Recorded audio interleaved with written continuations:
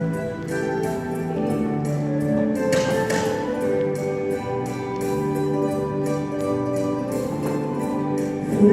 en mis sueños una patria nueva que augusta se eleva de la gloria al reino,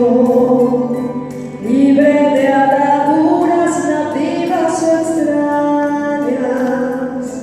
guardando en la entraña su prenda futura.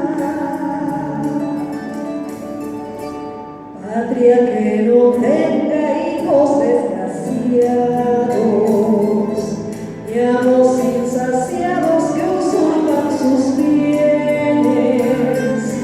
pueblo soberano por su democracia, luego con fragales ideas de pueblos humanos en un paraíso.